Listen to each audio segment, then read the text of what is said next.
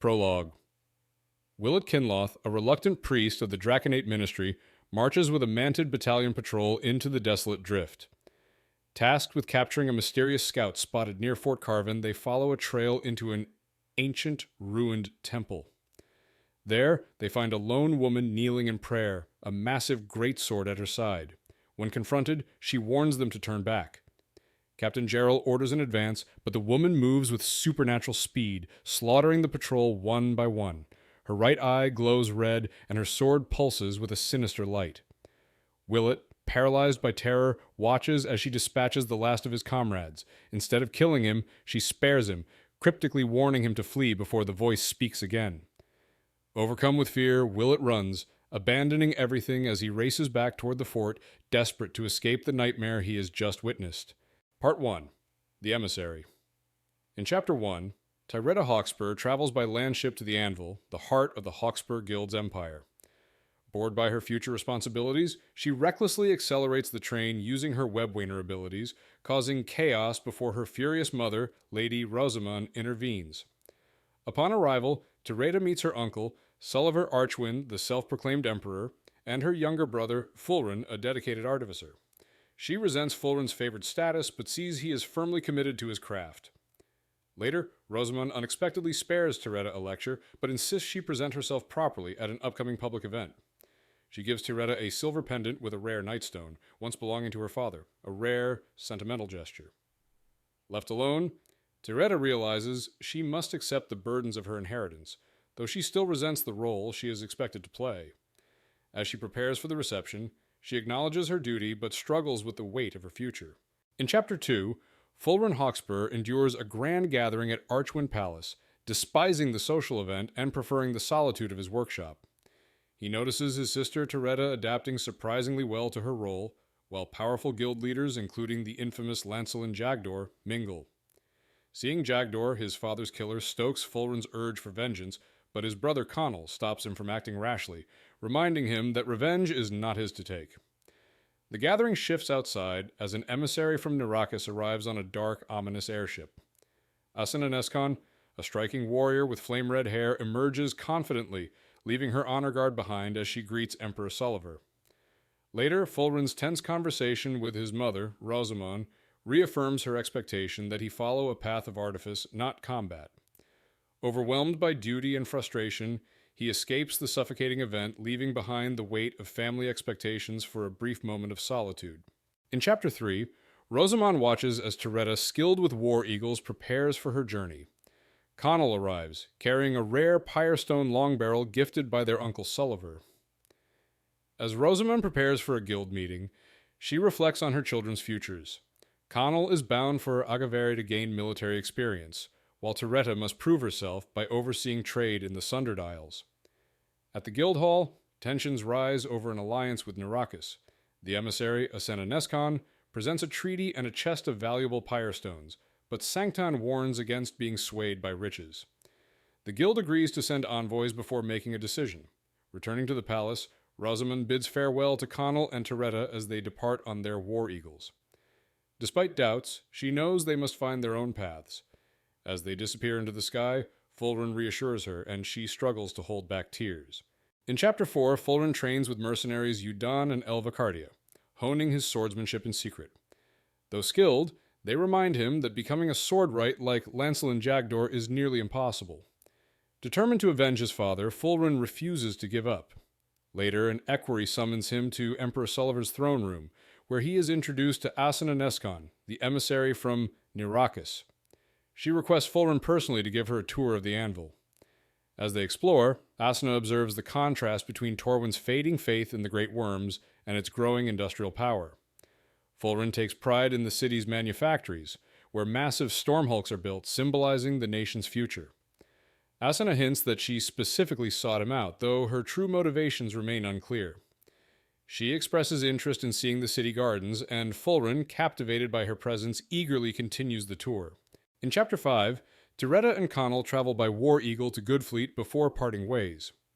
Forced onto a ship to New Flame, Tyreta endures a rough sea voyage before arriving in the Sundered Isles.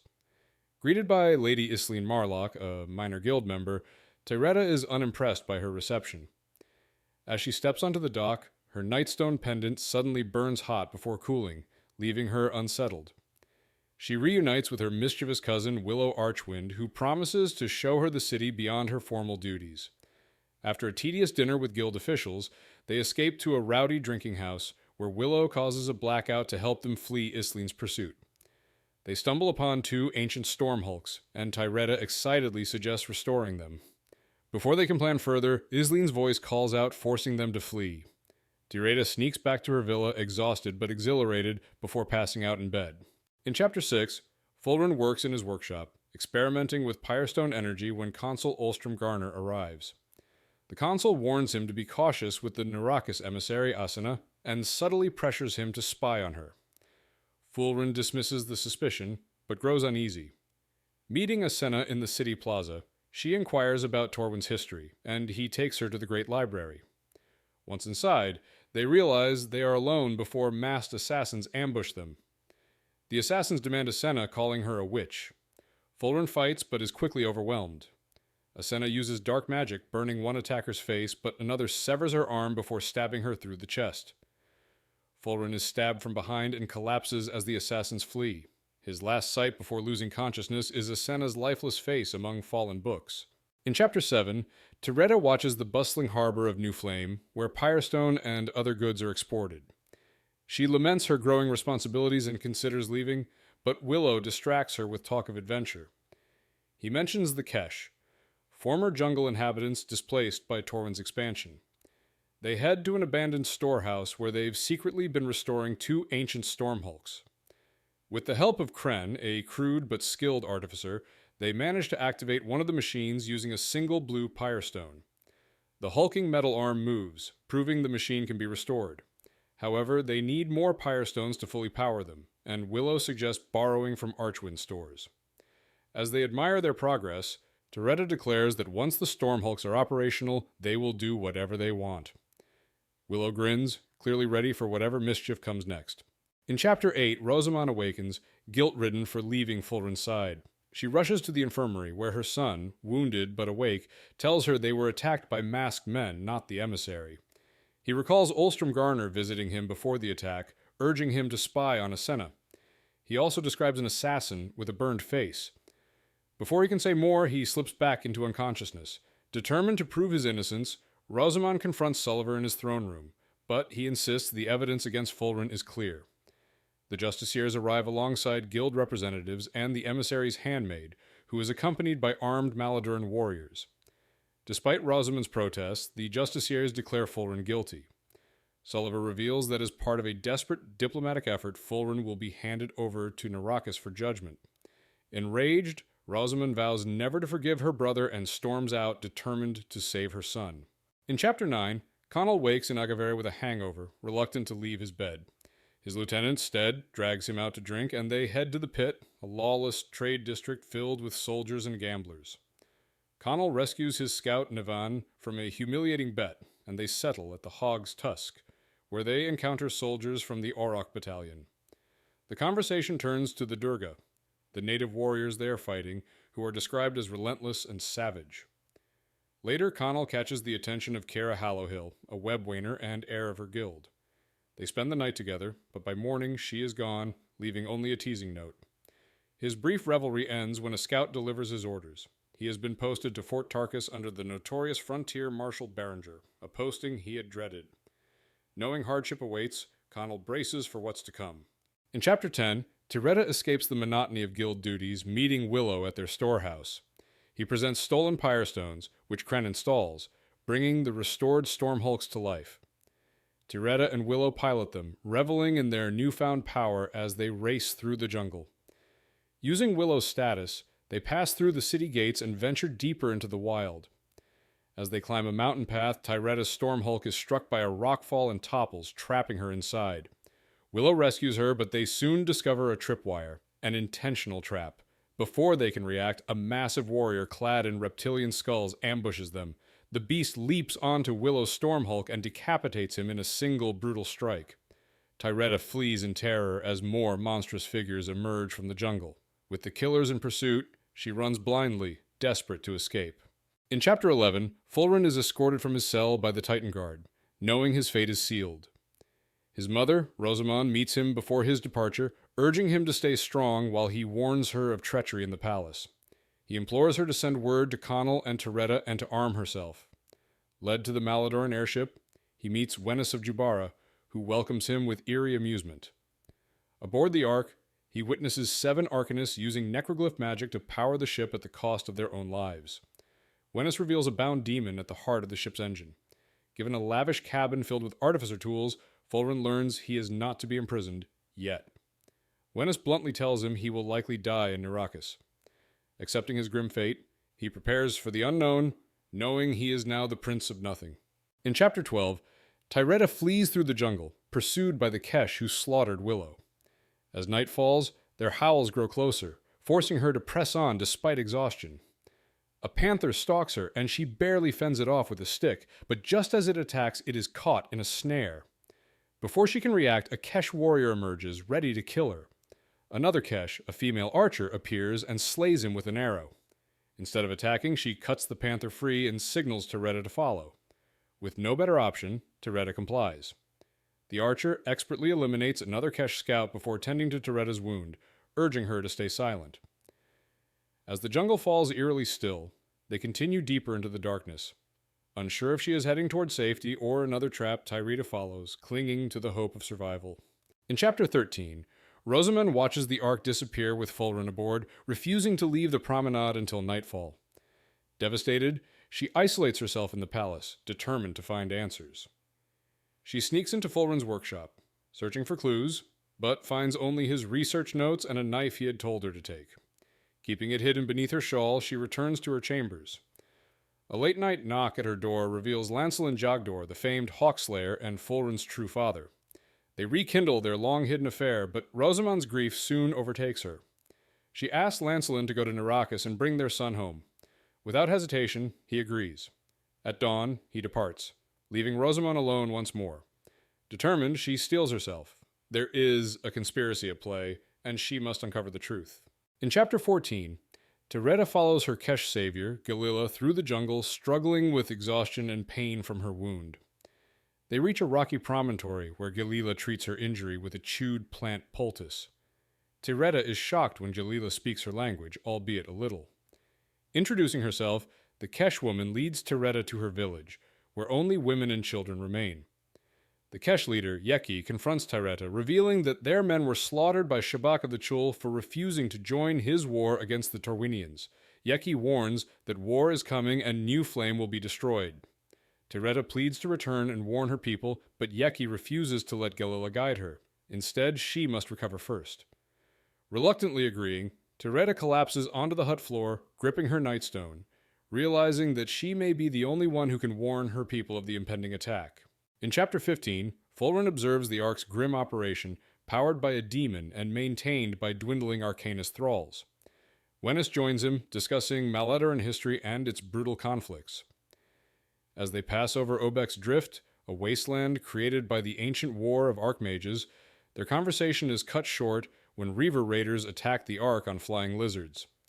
A brutal battle ensues, with Fulren fighting alongside the Maladoran warriors. He kills a Reaver, his first kill, and takes charge, ordering the warriors to protect the Arcanists. Wenys, struggling with her powers, unleashes a devastating arcane blast, aided by a pyrestone device Fulren activates. The wave obliterates the Reavers, saving the Ark. Exhausted, Wenys acknowledges Fulren's bravery, but warns that his fate is still uncertain.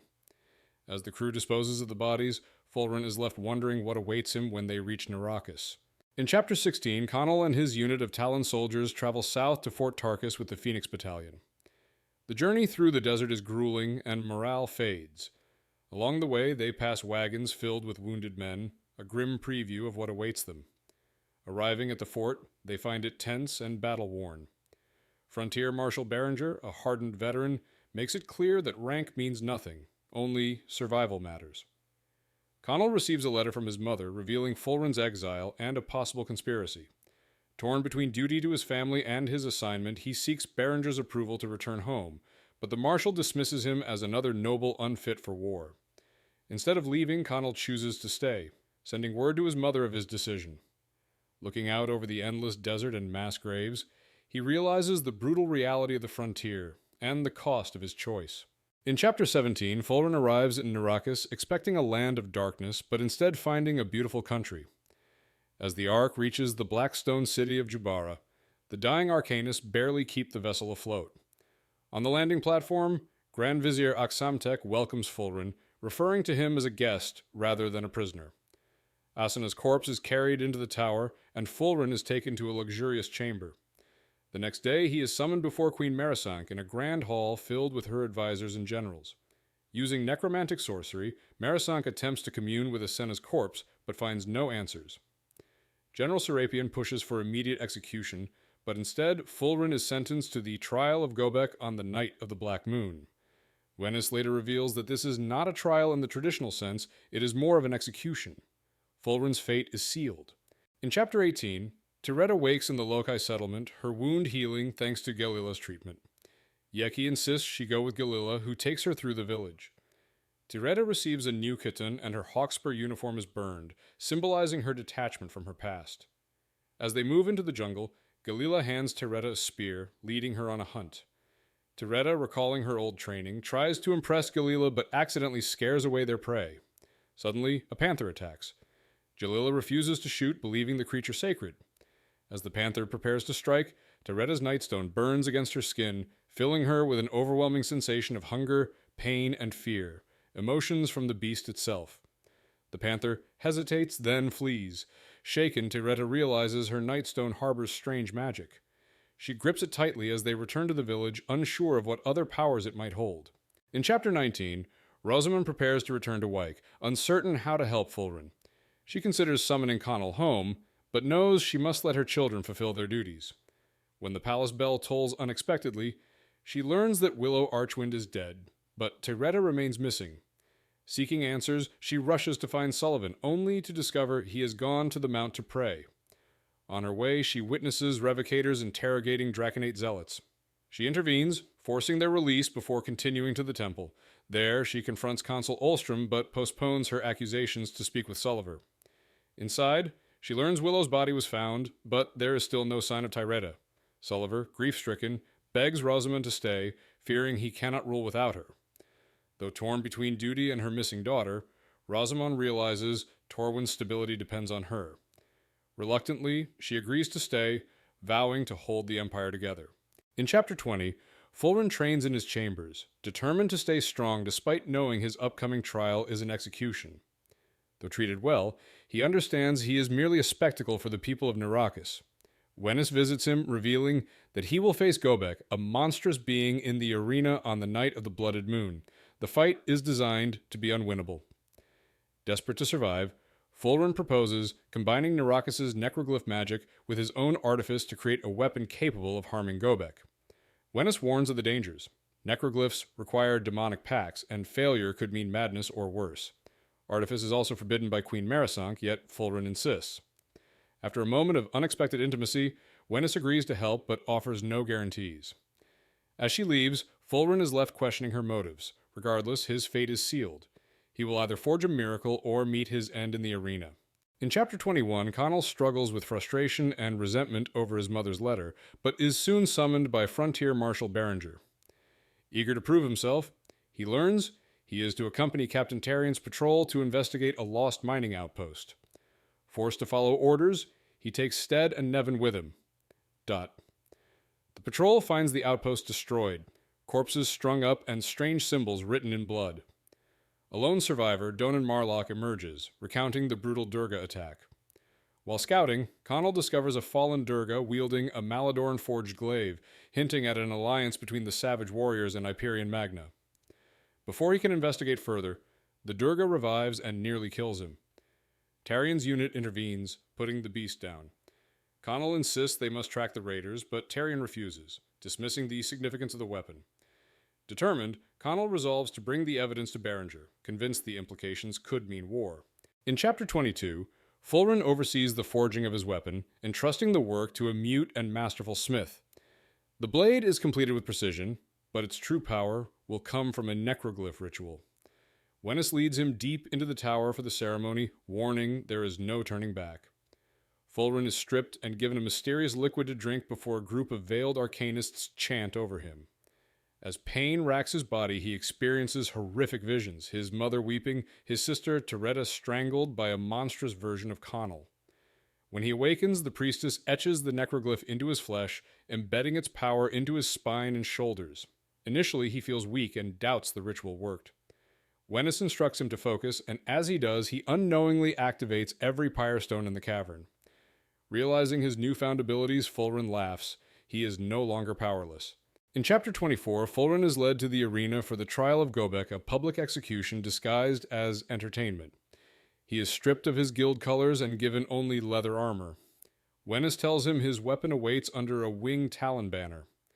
The arena is massive, with tiered seating filled with a roaring crowd. Queen Merisank and the Nine Houses watch as Grand Vizier Aksamtek announces the condemned, labeling Fulren as a murderer and heretic. When the trial begins, an obelisk shatters, unleashing Gobek, a monstrous crocodilian demon.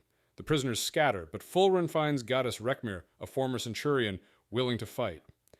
Seeing the winged talon banner, Fulren retrieves his pyrestone-forged sword. As Gobek attacks, the weapon hums with power, and Fulren strikes, eviscerating the demon. The crowd falls silent, shocked at his victory. Just as Fulren believes he has won, Gobek spits acidic bile, blinding him in a final attack. In Chapter 25, Lancelin Jagdor flies into Jubera under the cover of darkness, posing as a spice trader to conceal his true mission. Upon landing, he successfully deceives a city functionary and is granted temporary passage. He navigates the strange streets of Jubera, eventually reaching a demonic temple where he meets his contact, Cosmokonos, a Torwynian spy embedded in Nirakis. Konos informs Lancelin that Fulren was sentenced to death but miraculously survived the arena trial, though he was gravely wounded. Fulren is now held in the Whispering Spire of Aksamtek, an impenetrable fortress. Konos proposes using a secret resistance movement within Nirakis to create a distraction and facilitate an escape. Though wary of trusting him, Lancelin has no other option. Determined to retrieve Fulren, he agrees to Konos' plan, knowing it may require sacrifices and deception to succeed. In Chapter 26, Tyreta and a group of Lokai warriors track the patrol sent to find her through the jungle. They discover a massacre, bodies burned and impaled, with signs that the Chul took prisoners. Despite the danger, Tyreta insists on following their trail, feeling responsible for the men's fate. The Lokai warriors reluctantly agree, but only to guide her. They track the Chul to a camp and witness a brutal execution of a captured soldier. As they scout the area, they find no other survivors but discover tracks leading south. Tyreta realizes the Chul are heading for a mine near New Flame where they will slaughter the workers. Though the Lokai warn of the danger, Tyreta refuses to abandon those at risk. The warriors agree to help her reach the mine, and they set off at speed, hoping they are not already too late.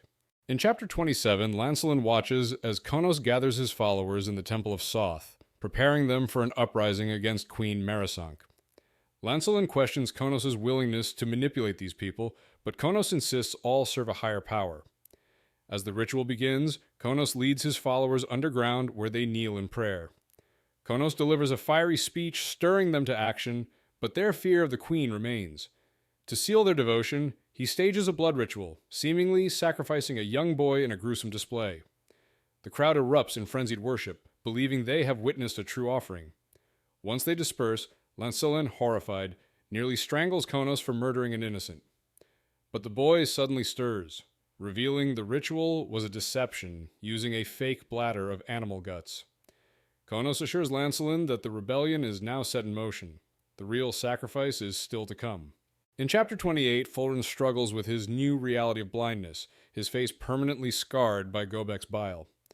Wennis visits him with an apothecary who removes his bandages and confirms his sight will not return. Despite his frustration, he is summoned by Aksamtek for further judgment. Led through a maze of tunnels, Fulren confronts Aksamtek, who demands the secret of his pyrestone weapon. Fulren refuses, suspecting the vizier wants to use Torwyn's artificing against Queen Merisank. Declaring he will never cooperate, Fulren is dismissed and returned to his quarters. As they leave, chaos erupts in the streets, an uprising chanting, "Soth." Wennis attempts to lead Fulren to safety, but they are ambushed. A man claiming to be from Torwyn rescues him, revealing that Rosomon Hawkspur sent him. Fulren realizes it is Lancelin Jagdor, the man who killed his father. Panicked, he tries to flee but is subdued with poppy essence and dragged away. In Chapter 29, Rosamund immerses herself in running the Empire, using endless bureaucratic work to distract from her grief over Fulren's exile and Tyreta's disappearance. While reviewing financial records, she discovers multiple transactions linked to a mysterious name, Ossianholder, who lacks any known guild affiliation. Suspicious, she orders Wachhelm to investigate. Ulstrom Garner brings word of a potential informant. Disguising herself, Rosamond follows him to a tavern where a contact claims to have seen a burned man resembling the one Fulren described, but shockingly, he was a knight of the Draconate. Unwilling to believe the accusation, Rosamond visits the Mount hoping to find proof. There, a desperate legate named Willett Kinloth warns her of an unnatural evil encountered in the drift, something neither beast nor human, wielding a soul-devouring weapon. Dismissing his claims as hysteria, Rosamund leaves, unaware that she may have just ignored a crucial warning. In Chapter 30, Conall examines an expertly crafted glaive found in the possession of the Durga, suspecting a connection between them and Malador. The weapon's superior craftsmanship raises questions about its origin and the possibility of an alliance. Determined to investigate, he considers confronting his commander, Berenger. Before he can act, Conall bids farewell to Donan Marlock, the man he rescued, who departs for Agavera. Soon after, Berenger summons Conall for a report. When Conall suggests an alliance between the Durga and Maladorans, Berenger dismisses it as speculation. Their conversation turns into a brutal lesson when Berenger publicly humiliates Conall in a sparring match, establishing dominance. Frustrated but not defeated, Conall tells his ally Stead that they must prove their value. He decides to track the Durga and uncover the truth about the glaive's origins, dragging Stead along on the dangerous mission despite her protests. In Chapter 31, Lancelin prepares to escape Yubara with Fulren. Konos, injured from the riot he incited, refuses to leave, planning to disappear into a new identity. He provides Lancelin with a key for access to the Eyrie. Lancelin finds Fulren tied up in the temple's cellar, but the blind prisoner resists his rescue, still believing Lancelin murdered his father. Eventually, Fulren concedes, and they escape through the slums. Reaching the Eyrie, Lancelin struggles to saddle his war eagle. A stable attendant spots them and flees, forcing Lancelin to rush the departure. With no bridle, the eagle takes control, flying them north instead of east to Torwyn. Pursued by Juberan sorcerers, they are struck midair, crashing into the Hunton Reach. Injured but alive, Lancelin finds Fulren, and they flee into the forest as their pursuers close in. The mission to bring Fulren home has gone terribly wrong. In Chapter 32, Tyreta and her allies race toward the mine, but arrive too late to warn the miners. From a cliff, they see a Chul raiding party overwhelming the miners' barricade. Desperate to help, Tyreta spots a rusted mining stormhulk and decides to activate it. She and the Lokai warriors fight their way through the battlefield, and she reaches the machine. Using her webwainer abilities, she powers it up and charges into the Chul ranks, crushing enemies and forcing them to retreat. However, the Chul warchief, Shabak, stands his ground. He disables the Stormhulk with a spear strike, forcing Tyreta into a vulnerable position. Before he can finish her, Gelula and the others arrive, forcing him to retreat. The battle won, Tyreta urges the miners to flee to New Flame, but they refuse. With no other choice, she and Galila set off alone to warn the city of the coming invasion. In Chapter 33, Rosamond meets with Bakuma of the Radwinter Guild, confronting her over falsified tax records and stockpiling supplies to manipulate prices. She warns that she controls the city and will strip Radwinter of its monopoly if the deception continues. After Bakuma departs, Ulstrom and Wachhelm reveal that the name Ossianholder, which appeared in financial records, also belongs to an ancient Draconate figure, suggesting a deeper conspiracy. Ulstrom also reports that a scarred knight of the Draconate, Ansel Beckenreich, was seen at the Mount. Rosamund confronts her nephew Sanctan at the Guildhall, accusing him of harboring the assassin. However, when the knights reveal their faces, none match the description. Realizing she has acted prematurely, she feigns satisfaction, but leaves determined to uncover the truth. Though she failed to expose Sanctan today, she vows to bring him down when he inevitably underestimates her. Part 2. Uprising. In Chapter 34, Conall, Stead, and Nevin secretly leave Fort Tarkus to investigate the mysterious glaive and its possible connection to the Durga and Maladorans. They track Durga footprints to an abandoned mining outpost and follow them south. eventually discovering a hidden underground river port. There, they witness Durga warriors trading pyrestone with Hyperion Magna pirates in exchange for supplies and weapons, confirming suspicions of an alliance. As they retreat, they are discovered by two Durga warriors. Conall kills one, while Nevin saves him by splitting the second's skull with his axe. They flee, dodging arrows as they race back to their horses. Though they seemingly escape, as they finally laugh off their near-death experience, Nevin slumps in his saddle, an arrow buried in his back. The realization that the Durga may have already struck a fatal blow shatters their brief moment of relief. In Chapter 35, Fulren struggles through the snow, blind and exhausted, as Lancelin leads him through the hunt and reach. They take refuge in a cave, escaping the skyborn sorcerers hunting them. As Lancelin builds a fire, Fulren grapples with his helplessness and hatred for the man who killed his father. That night, he dreams of his siblings, Tyreta and Conall, sensing danger and corruption. When he wakes, he realizes he can faintly see the fire's embers, his first vision since being blinded. He notices Lancelin asleep, his weapons within reach, and seizes the opportunity to kill him. However, as he prepares to strike, an unbearable burning sensation erupts from the necroglyph on his neck. Lancelin restrains him, forcing him to endure the pain until it subsides. Fulren's sight fades again, leaving him in darkness. Lancelin returns his knife, acknowledging the lingering threat. At dawn, they continue their journey, with Fulren unsure whether his desire for vengeance has passed. In Chapter 36, Tyreta and Galila arrive at New Flame, but Tyreta's relief is overshadowed by the urgency of her warning. She is recognized at the gate and demands an audience with Lord Serral Marlock. Along the way, she clashes with Isleen, who is dismissive of Galila.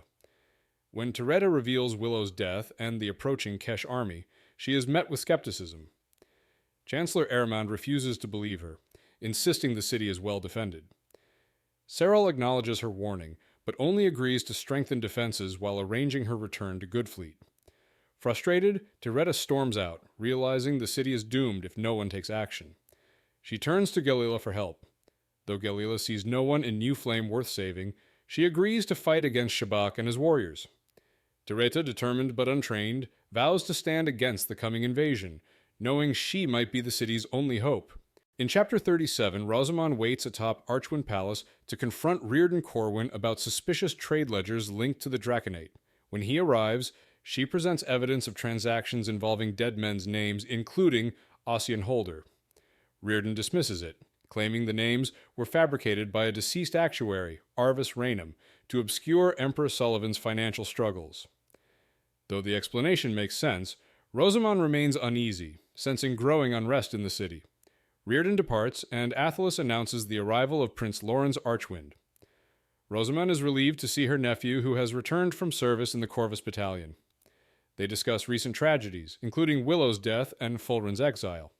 Lawrence expresses frustration over his parents' inaction and vows to support Rosomon in managing guild affairs.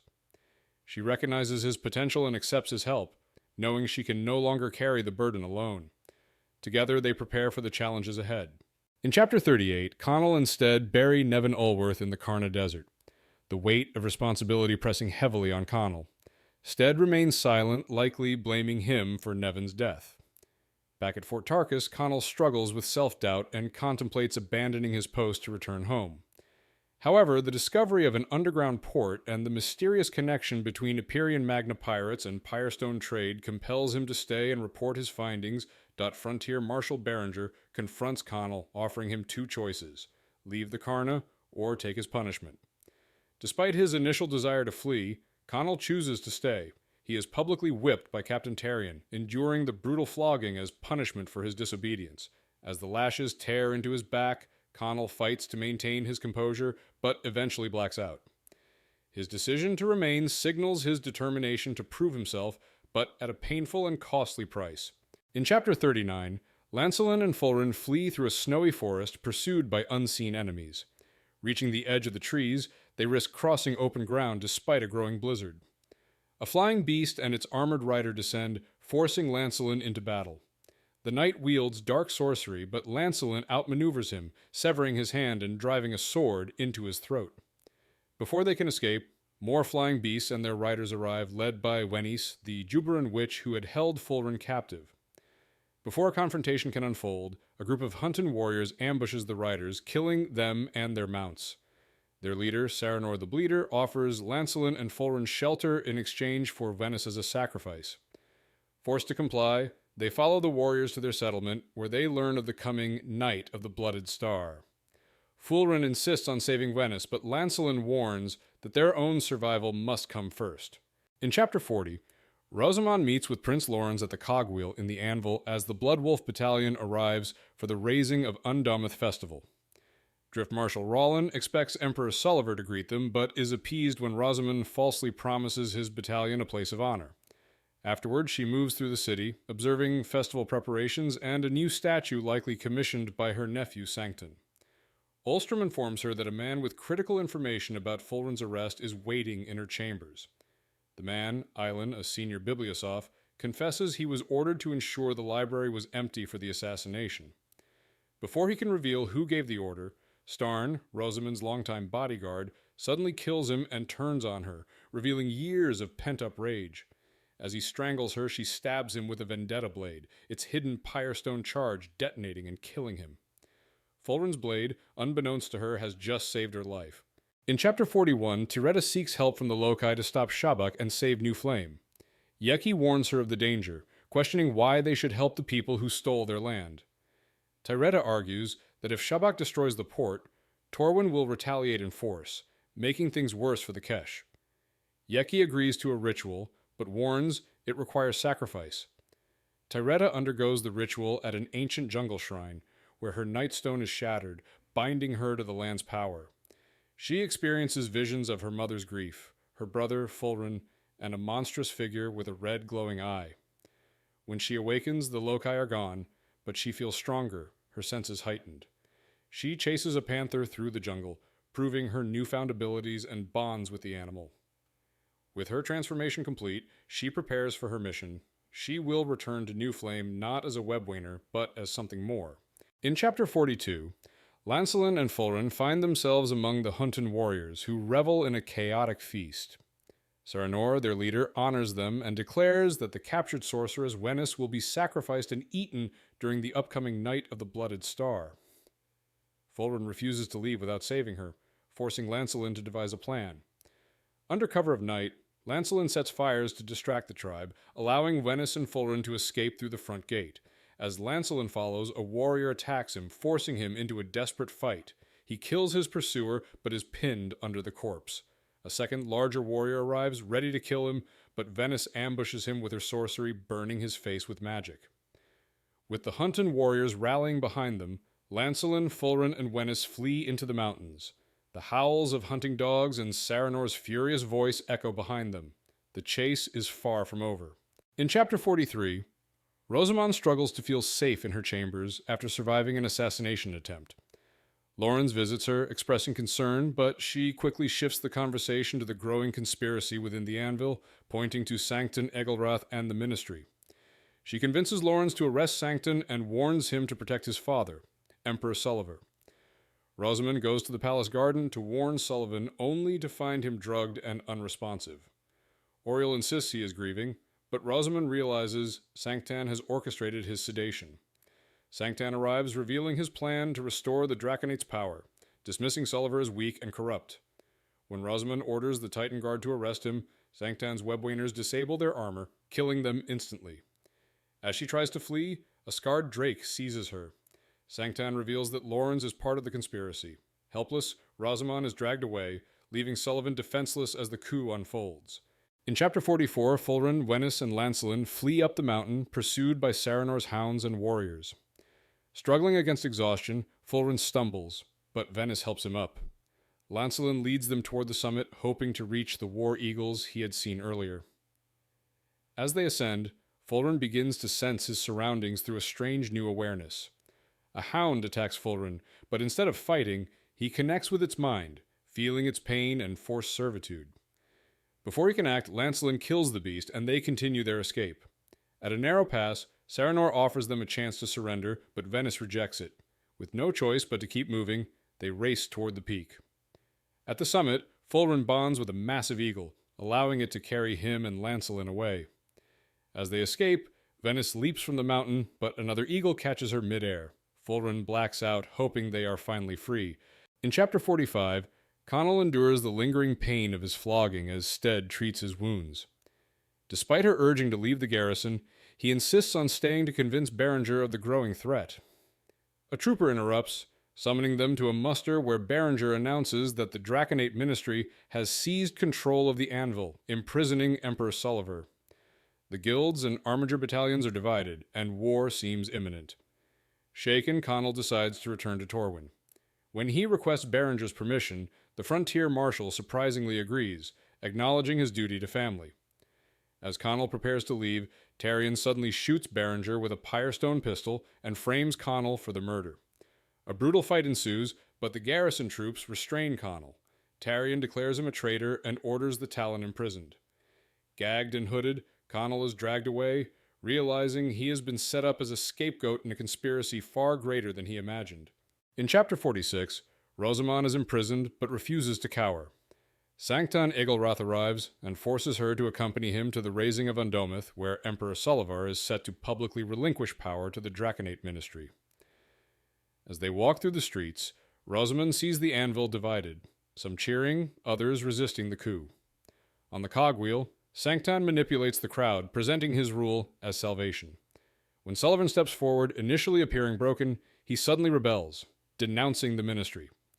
In a desperate act, he attacks Sancton, but before he can land a fatal blow, Ansel Beckenreich cuts him down. The crowd erupts in chaos. Rocks fly, soldiers clash with rioters, and storm hulks crush civilians underfoot. Seizing the chance to flee, Rosomon is nearly trampled, but Ansel drags her to safety. Despite saving her, he is the man who killed her brother. Without a word, she returns to her prison, her fate uncertain. In Chapter 47, Tyreta rushes into the burning port of New Flame, finding it overrun by Kesh warriors. The streets are littered with bodies, and the last defenders are being slaughtered. She tries to intervene but misses a crucial shot, forcing her to flee as Kesh warriors pursue her. She kills one attacker, but is nearly overpowered before Kren, the old artificer, saves her. He leads her to his workshop, where survivors, including Chancellor Eramund, are hiding. Tyreta insists they must flee, ignoring Eramund's false hope of rescue.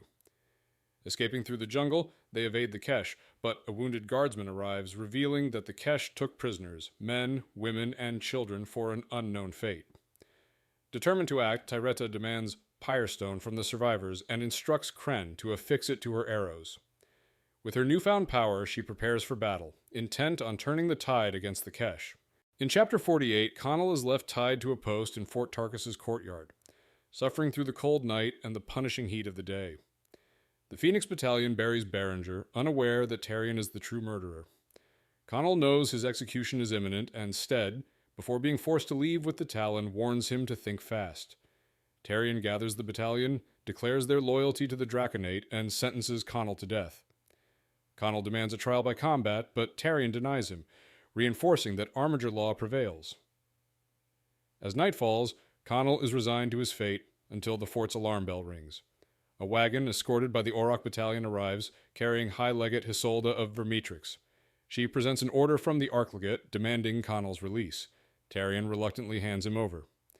As the wagon departs, Conall knows he has escaped one death only to face another unknown fate. In Chapter 49, Lancelin and Fulren arrive in the Anvil on a war eagle, but quickly realize something is wrong. The guild flags have been replaced by the banners of the Draconate and Armiger battalions, with only Hallowhill's spider banner remaining. Sensing danger, Lancelin directs Fulren to land at a different eyrie instead of the palace. They encounter a frightened Corwin functionary who runs to alert revocators. Confronted, Lancelin tries to bluff their way out, but the guards recognize him. A fight ensues, and Lancelin swiftly kills 3 revocators before fleeing with Fulren into the city. As they attempt to escape via the Skyway, alarm bells sound, and Ursus Battalion troopers pursue them into an alley. Just as they are cornered, hooded archers and warriors ambush the troopers, slaughtering them. Their leader, Malum Cairns of the Titan Guard, recognizes them and leads them to safety, revealing that the city is under the Ministry's control. In Chapter 50, Fulren, Lancelin, and their allies take refuge in the sewers beneath the Anvil, where Malum Carnes leads them to a hidden Titan Guard stronghold. There, they learn that the Draconate Ministry has seized control of the city, Emperor Sulliver has been murdered, and Rosomon is being held prisoner. Many Armiger battalions have sided with the Ministry, leaving the Guild loyalists vastly outnumbered. A captured Hallowhill Webwainer reveals that the Ministry's leaders, including Sancton Egelrath, will meet at the palace in 2 nights. Fulren proposes assassinating Egelrath, believing his death will destabilize the Uprising. Lancelin volunteers for the mission, while Malum and Rollin prepare a diversionary assault. Malum unveils a hidden Titan Guard warehouse filled with pyrestone munitions. Fulren devises a plan to rig explosives on the Bridge of Saints to aid their escape. Before battle preparations begin, Fulren and Lancelin reconcile, with Lancelin vowing to Hugh stay until Rosomon is freed. In Chapter 51, Conall wakes in a wagon bound for Agavera, still a prisoner under the watch of High Legate Isolde. She confirms that he is being taken to Torwyn by order of the Archlegate. Upon arriving in Agavera, they find the city in chaos, with Armiger battalions divided between the Ministry and the Guilds. At the harbor, a riot erupts as desperate civilians try to flee. In the chaos, Conall is separated from Isolde and his guards. Dragged into an alley, he is shocked to find Stead, who cuts his bonds and leads him to Donan Marlock. They inform him that the Talon has already left, but they are stranded due to a blockade. Donan offers a way out, a Marlock guild ship that might smuggle them out. As they plan their escape, Stead confronts Conall about his obsession with returning to Torwyn, leading to a heated exchange that forces Conall to confront his past. In Chapter 52, Tyreta sneaks back into New Flame, finding the city eerily silent. The docks are littered with bloodstains, but no bodies, raising her suspicion of a trap. As she moves deeper, she discovers a horrific sight. Survivors strung up as trophies of the Kesh victory. She swears vengeance on Shabak, the warlord responsible, and prepares to strike. She finds Shabak leading a silent funeral for fallen Kesh warriors. As he raises his spear in triumph, Tyreta prepares to fire, but a wave of despair overtakes her. Following the sensation, she discovers imprisoned survivors, including Isleen. Before she can free them, Kesh warriors attack. Using her pyrestone arrows, she kills them and unlocks the cages, urging the prisoners to flee. Captured after a desperate fight, she is brought before Shabak. Instead of execution, she challenges him to single combat. Shabak accepts, giving her until dawn to choose her weapon. In Chapter 53, Conall, Stead, and Donan prepare to flee Agavera as chaos erupts in the streets. Donan secures passage on a Marlock ship, but they must reach the dock before it departs. Disguised as civilians, they navigate alleyways while battles rage between rival Armiger battalions. Caught in crossfire, they take shelter in a building filled with frightened civilians. When recognized, some threaten to turn Conall in, but he convinces them to escape with him. They reach the Tithe dock, only to find the ship locked behind a massive gate. Conall breaks into the control tower and figures out how to open it, but is confronted by High Legate Isolde and Auroch troopers. As the ship moves through the gate, Stead provides covering fire, allowing Conall to leap from the tower onto the ship's sail. Safely aboard, he grins at Isolde and blows Agavera one final kiss as they sail away. In Chapter 54, Lancelin and a group of Titan Guard warriors infiltrate the palace through its underground sluice tunnels, while a full-scale battle rages outside. Moving through the darkened halls, they ambush and slaughter a group of Corvus Battalion traitors before ascending toward the throne room. Upon reaching the Grand Hall, they find Archlegate Sancton guarded by his Draconate elite. Cullum Cairns uses an explosive device to break their shield wall, but the surviving Drakes rally. As a fierce battle erupts, Sancton flees, and Lancelin pursues him through the palace corridors. In the throne room, Sancton reveals his true goal, to abolish the throne entirely. Before Lancelin can strike him down, a massive Draconate knight intervenes. They engage in a brutal fight, but Lancelin ultimately overcomes him. However, the delay allows Sancton to escape. Despite his failure, Lancelin resolves to complete one final task before returning to battle. In Chapter 55, Rosomon remains locked in a small chamber as the battle for the palace rages outside. Explosions shake the walls, confirming an uprising against Sancton. Ulstrom, the traitorous advisor, visits her, cryptically warning that she is not safe. After he leaves, Rosomon discovers a key hidden in the wine he brought. Using it, she escapes and finds her loyal handmaid, Athelis. As they attempt to flee, Athalas betrays her to Lawrence, who is struggling with fear and regret over his allegiance to Sancton. Before he can take her captive, Lancelin arrives, swiftly cutting down Lawrence's guards. He spares Lawrence but takes Rosomon and leads her through the palace ruins. They reach the battlefield outside, dodging artillery as they run toward the Bridge of Saints. A Stormhulk war machine targets them, leaving them with no escape. Lancelin steps in front of Rosomon, raising his sword to face the mechanical behemoth. In Chapter 56, Fulren stands on the Bridge of Saints as the battle rages, the palace burning behind him. Malum's forces struggle to hold the line, but the enemy advances, Stormhulks pressing forward. A detonator is set to destroy the bridge and cut off pursuit, but it malfunctions. As the enemy closes in, Fulren realizes he must ignite the charges manually. He spots Lancelin and Rosomon escaping the palace, pursued by a Stormhulk. Racing forward, he hurls a mag charge, disabling the machine, and drags them back to safety. Malum orders a retreat, but Fulren insists on staying behind to set off the charges. Rosomon pleads with him, but he pushes forward. Dodging artillery, he reaches the detonator, using the necroglyph's power to activate the pyrestones. Explosions rip through the bridge, toppling a Stormhulk. As the destruction consumes everything, Fulren is engulfed in the blinding light of the final blast. In Chapter 57, Tyreta prepares for her duel with Shabak, reinforcing her spear with her last pyrestone. The Chul warriors gather, expecting her death, but before the fight begins, Yeki and the Lokai women arrive, observing in silence. Shabak dismisses them and initiates the battle. Tyreta's speed surprises him, and she lands a strike across his chest. Enraged, Shabak presses his attack, disarming her, but as he moves for the killing blow, she summons her spear back with her arcane power. The pyrestone overloads, exploding and sending them both reeling. Before Shabak can recover, Tyreta calls upon her panther, which leaps from the crowd and mauls him, severing his arm. Shabak curses her magic before Tyreta commands the panther to finish him. As the Chul considered retaliation, Galila throws a spear, killing a challenger.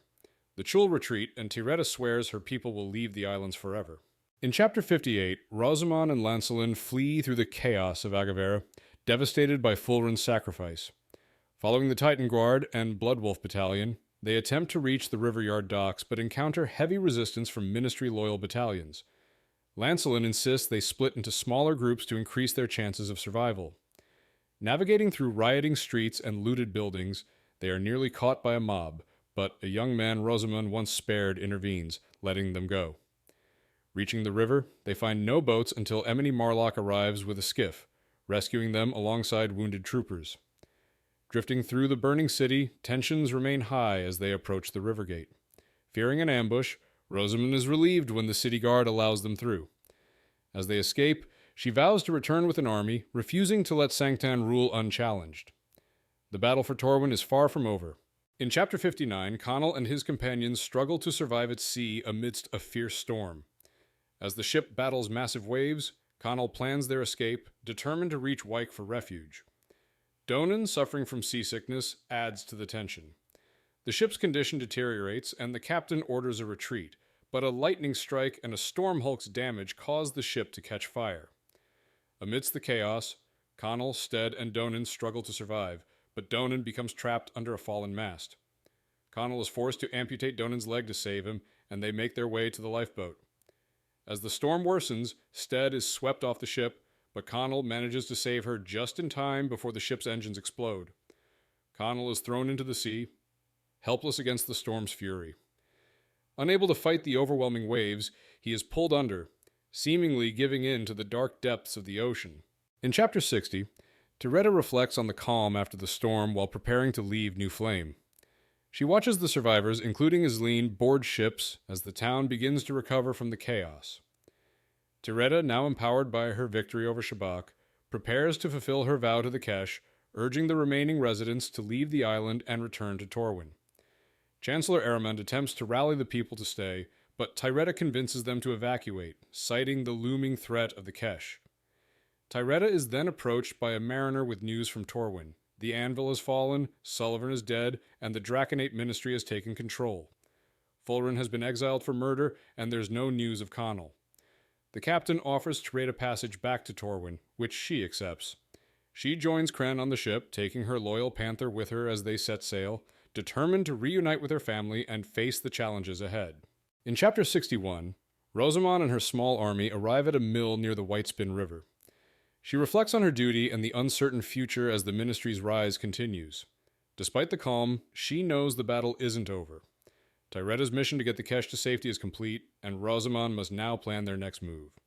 She gathers her forces, including Emeny Marlock, Lancelin, and Drift Marshal Rollin, to seek support from key guild leaders, Marlock and Ironfall, while ensuring the Ministry's forces are assessed. Rosamon learns from a Talon scout that Tyreta is alive and might be heading to Torwyn, offering a glimmer of hope. The Ministry has targeted Wyke, but Rosamon is determined to make it the guild's stronghold. With a new sense of resolve, she plans to head to Wyke, where the fight for Torwyn's future will begin. Epilogue. Mortivern Keelrunner, captain of the Grimhide, reflects on his life as a pirate and survivor of the sea. As the ship sails through calm waters after a storm, Mortivern and his crew spot a piece of wreckage which turns out to be a young drowned man. After rescuing him, the boy regains consciousness and demands to be taken to Torwyn. Mortivern mocks the boy's demand, revealing that he plans to sell him at the slave market once they return to port. The boy attempts to threaten Mortivern with a cutlass, but ultimately gives up, realizing he has no means to escape. Mortivern dismisses the boy and has him thrown into the brig, reflecting on the boy's grim fate. Mortivern's crew continues their journey bound for Argon Kine, while the young boy, once saved from the sea, now faces a life of servitude.